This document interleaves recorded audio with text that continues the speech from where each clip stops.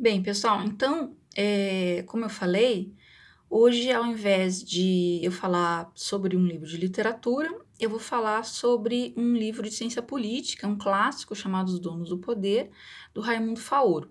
E aqui eu vou tentar ir falando enquanto eu mostro o mapa conceitual que eu fiz para ver se fica mais didático, tá?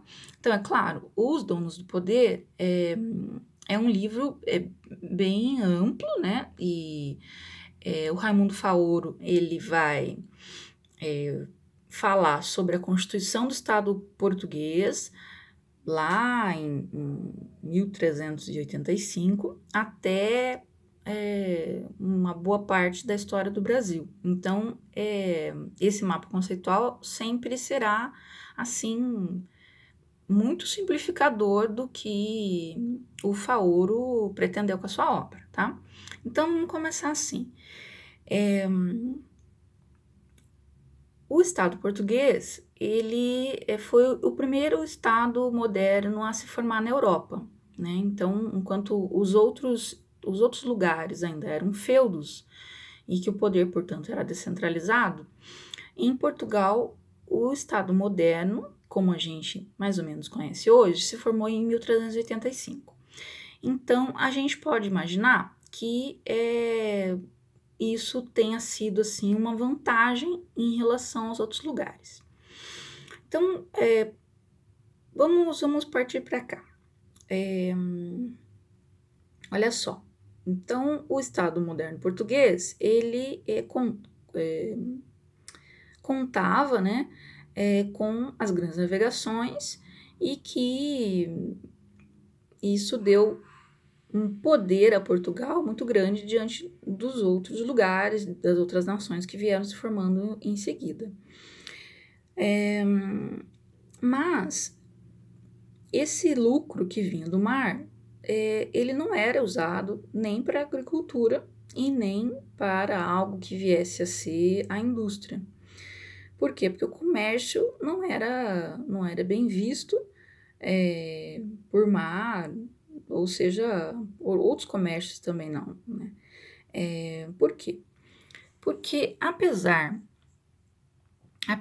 de Portugal se tornar um Estado moderno, ele ainda tinha muitos traços estamentais na sua Constituição. Como assim?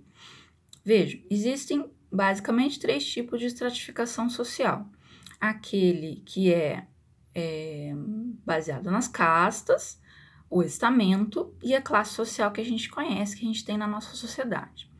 Então, o estamento é aquele baseado no privilégio, né? Aquele que a gente tinha no feudalismo. Então, como o Estado moderno português ele estava, né, tinha recém saído do feudalismo, essa forma de divisão da sociedade, de estratificação, ainda era estamental. Então, portanto, não é baseado nas classes sociais, é baseado no privilégio, né? Onde não há racionalidade, não há aquilo que o Weber chama de mentalidade capitalista ou a ética do trabalho. Então, esse Estado moderno português, ele é baseado no privilégio, não no mérito, né? Se a gente for lembrar do Weber, a gente vai lembrar que o Estado é aquele que é racional, impessoal, ele é baseado na burocracia, né? E essa burocracia, ela vai comandar de maneira racional esse Estado que está nascendo. E as pessoas que vão comandar, né, que vão dirigir essa burocracia, elas estarão lá por mérito, né? Então, é algo como a gente tem hoje como o concurso público. E não é isso que a gente vê no nascimento do Estado moderno português. Então, inclusive os comerciantes, né, esses que vão ao mar, eles não são bem vistos, né? Apesar deles ganharem muito dinheiro, eles não são bem vistos E os estamentos nobres, né, aqueles que antigamente eram nobres, eles se apropriam dessa riqueza através de impostos e tal, e desconsideram esses comerciantes.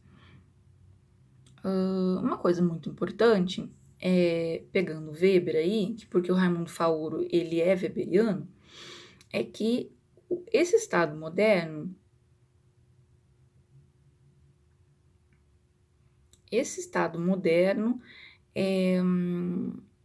de Weber, né, é aquele Estado que separa o que é público daquilo que é privado. Isso é básico para a constituição do Estado moderno. E esse território de Portugal, ele deixaria, portanto, de ser do rei e passaria a ser do reino. Mas isso acaba não acontecendo de fato. E mais ainda, a lei, né, que é uma coisa muito importante para o Estado moderno, que dá segurança, né, dá segurança jurídica para as pessoas, porque a lei serve para todos, isso também não acontece de pronto em Portugal. Então, a vontade pessoal do rei é que vale, né? Então, isso acaba prejudicando a formação do Estado moderno português de maneira completa.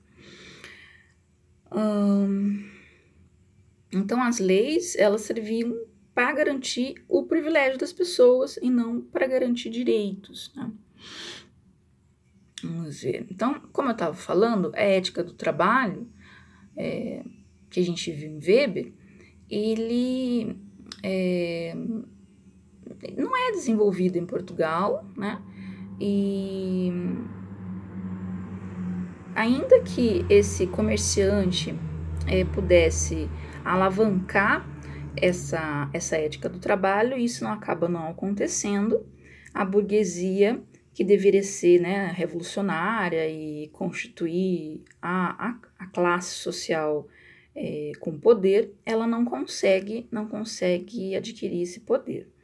A burguesia, então, não revoluciona nada, pelo contrário, ela se incorpora à nobreza e se torna tão parasita quanto, tá? Então, vamos pro restante aqui do mapa. Vamos ver onde que a gente já viu. Então, veja, Portugal teve muitas chances, segundo Faoro, de se tornar uma potência, né? Então, uma potência até os dias de hoje.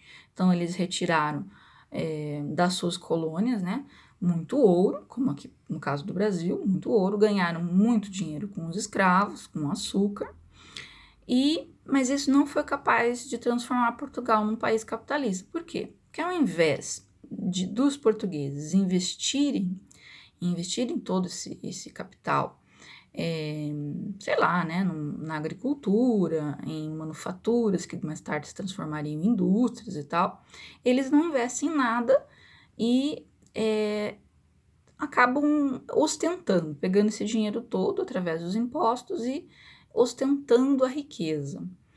Com joias, com vestidos e palácios e coisas assim. Então, e além disso, além de não usar esse dinheiro para realmente se transformar num país capitalista, ele imobiliza o estamento nobre, né? Imobiliza qualquer ação que pudesse acabar com essa realidade estamental. Então, a burguesia, no caso, dá continuidade àquela cultura patrimonialista que mistura o público com o privado e se torna tão parasitária quanto a nobreza. Parasitária em que sentido? No sentido de que se usa, né, se espera para uso pessoal o dinheiro do Estado, o dinheiro público. Então, por isso patrimonialista. Vamos ver. Então,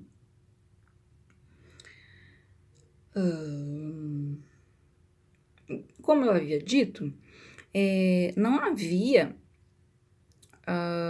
racionalidade, né? E os cargos públicos ao invés de passar por um critério de mérito, através de algo como um concurso, ele passa a ser distribuído entre os nobres e entre a burguesia que adota, né, a cultura patrimonialista.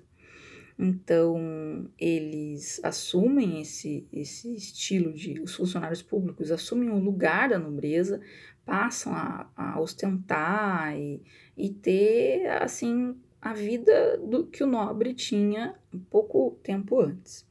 Então, não há um estímulo para a poupança, para o empreendedorismo, né? Então, a modernidade, o Estado moderno português e o capitalismo, ele fica comprometido durante muito tempo por causa dessas características culturais. E são essas características culturais que chegam ao Brasil através da colonização. Então, a gente vê até os dias de hoje como o Estado brasileiro mesmo, né? Ele é patrimonialista, né? Mistura o que é público com o que é privado. E não só assim os políticos, né?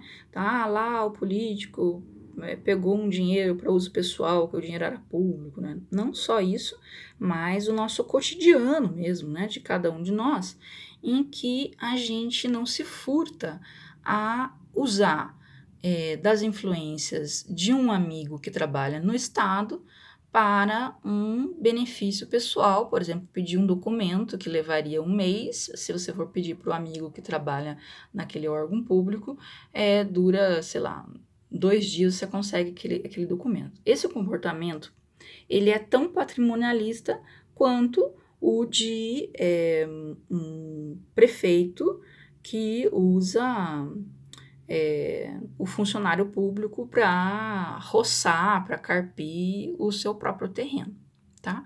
Então, o conceito mais importante aqui é o conceito de patrimonialismo, que é o câncer, né, do Brasil, que dele advém quase todos os outros